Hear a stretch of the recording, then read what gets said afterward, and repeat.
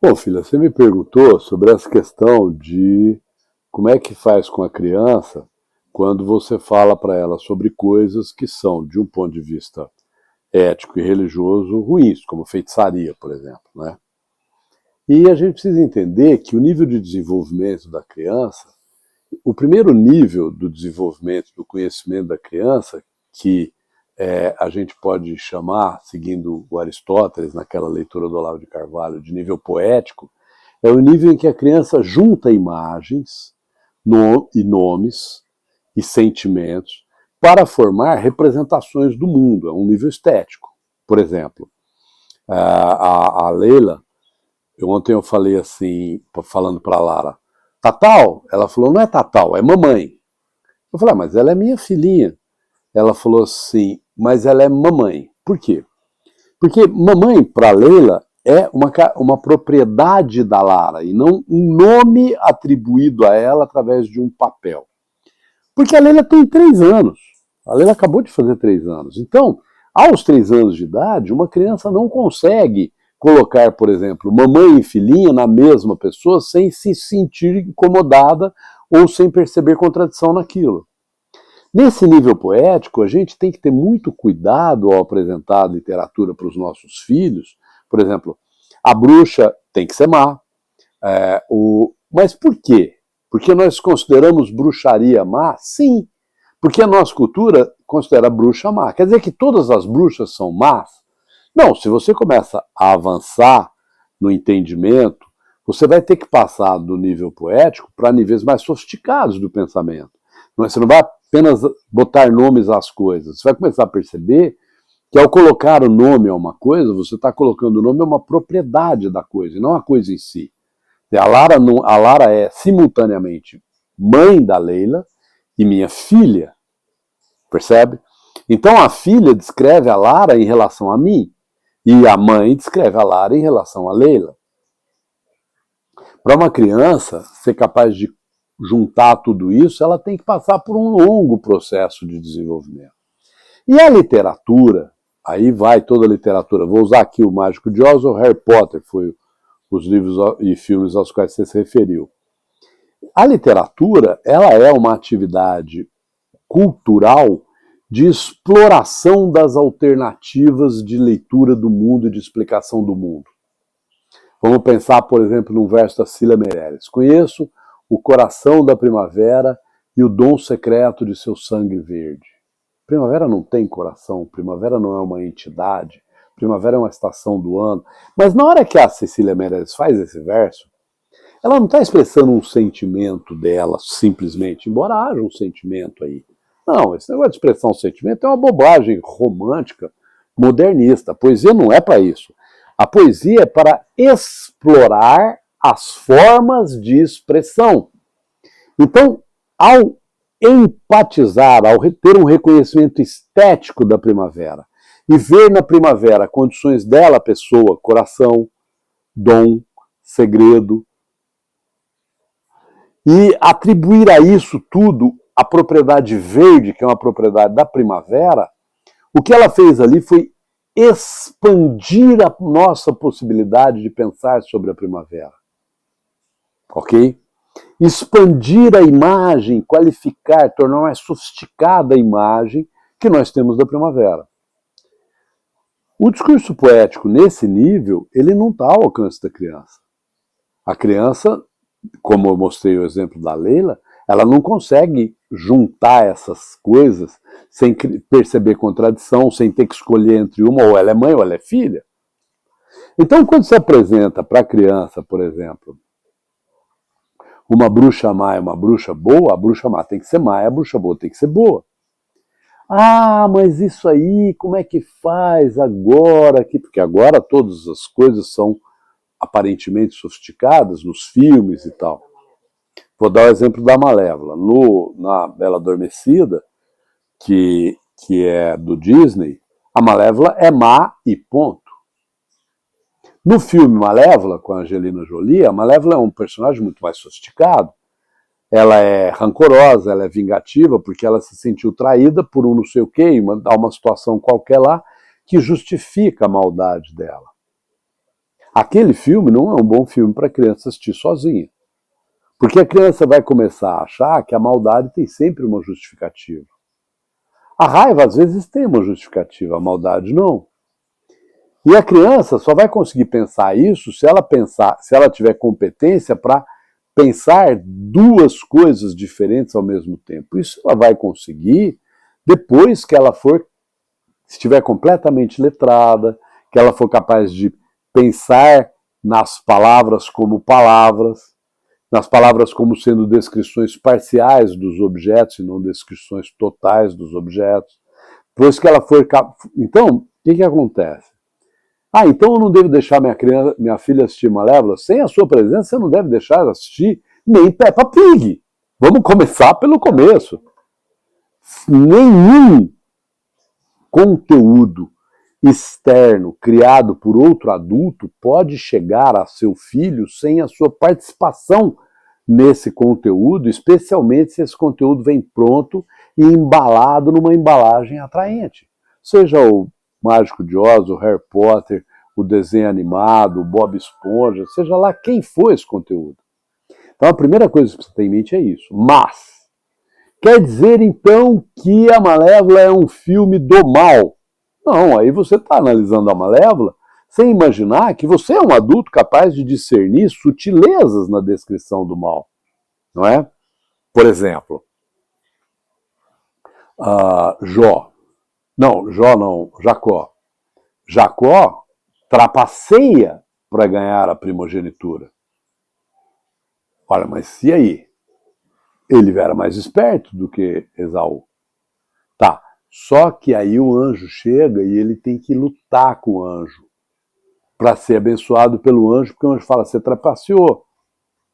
Tá, aí o anjo abençoa ele, mas depois de feri-lo na coxa, de feri-lo na perna, ou seja, de mostrar para ele que ele não pode andar pelas próprias pernas e achar que é a cabeça dele que define o que é bem e o que é mal. Que o que define o que é bem e o que é mal é o mandamento de Deus. Você tem uma história extremamente sofisticada e complexa aí. Não é uma história em preto e branco. Jacó, que depois é batizado Israel, né? Acho que é. Não, que é o filho de... eu esqueci o Jacó. Jacó, que é abençoado pelo anjo, que é batizado Israel e dá origem ao povo de Deus, é o patriarca do povo de Deus, do povo de Israel, em algum momento foi um trapaceiro. E há uma coisa importante para entender nisso. Por que Deus mandou, por exemplo, matar todo mundo, Josué passar a fio de espada todos de Jericó, exceto a viúva que ajudou ele? Deus era um assassino? Não. Existem sutilezas e complexidades nesse tipo de questão que exigem uma mente adulta para você interpretar. Da mesma forma como você vai ter no Harry Potter, no Mágico de Oz, no Senhor dos Anéis. Né? Por exemplo, eu vejo o Harry Potter como uma obra espantosamente cristã, apesar de ser uma obra que gira em torno de feitiçaria. Mas é preciso ler o Harry Potter em todas as camadas de profundidade que o livro tem. Se você lê só pelo fato de que o Harry Potter faz feitiço, então o Harry Potter era um bruxo. Mas, por exemplo, uma coisa que você inclusive já notou, o Harry Potter não, e você tem que ler o Harry Potter para ver isso, ele nunca usa um feitiço para machucar. Ele só usa feitiços para desarmar. Né? Por exemplo, o bruxo de todos os bruxos, a mais poderosa de todos os bruxos do Harry Potter é a Molly Weasley. E ela é poderosa porque ela é mãe. Presta atenção. E ela é tão poderosa que a principal guerreira do mal, Bellatrix, morre num duelo com ela, porque joga um feitiço de matar nela e ela apenas simplesmente se defende na filha dela, e ela defende a filha, e o feitiço volta para a Bellatrix e a Bellatrix morre. A Bellatrix morre ao se deparar com a maternidade. O mal morre ao se deparar com a maternidade. E aí, sim, a Lilian Potter, e assim, Se você olha nesse nível, é uma obra profundamente cristã. Agora, se você vai ler apenas o fato de que ele fazia feitiço, tudo bem, é a mesma coisa que você lê. Qualquer coisa pode ser lida nesse nível. Aí é uma leitura de criança. E é essa leitura que a gente tem que ter cuidado. Agora eu vou falar por quê. Por que nós temos o dom da poética? O dom de nomear as coisas, que nos foi dado, aí na visão cristã, lá no paraíso, quando Deus falou para Adão, dê nome a todas as coisas. Dar nome às coisas é a nossa capacidade de trazer as coisas para dentro da nossa mente e pensar nas coisas na ausência delas. É o nosso dom de co-criador, que veio direto de Deus. Então, explorar as formas de dar nome às coisas é a nossa forma de, é nosso caminho de aperfeiçoamento da nossa própria capacidade de cumprir o plano de Deus para nós. Sermos co-criadores. Dai nome a todas as coisas. Claro que a gente tem que ter muito cuidado com isso. Mas o cuidado com isso é o cuidado para não achar que ao dar nome às coisas, nós nos tornamos donos delas, ou nós nos tornamos, e aí é o pecado de Adão, maiores do que Deus e iguais a Deus. Não é isso. A gente tem que dar nome às coisas, ou seja, exercer a nossa literatura a serviço da mensagem de Deus, a serviço do nosso papel perante Deus. E aí, quando a gente faz isso, a gente pode escrever, eu particularmente acho o Harry Potter uma obra profundamente cristã, como há pessoas que acham O Senhor dos Anéis uma obra profundamente cristã. Certo? Ou como é que chama aquela do C.S. Lewis? As Crônicas de Nárnia, uma obra profundamente cristã. E tem um leão que fala. Tem feitiçaria nas Crônicas de Nárnia. Tá certo? Então é preciso ter em mente que a criança precisa receber, primeiro, criança sem supervisão não pode ter acesso à obra escrita por adulto ou por outra criança, sem que o adulto esteja ali para ajudar a criança a digerir aquele conhecimento. E é óbvio que uma criança que assistir Malévola, por exemplo, essa refilmagem com a Angelina Jolie, vai começar a achar que bruxa é boa.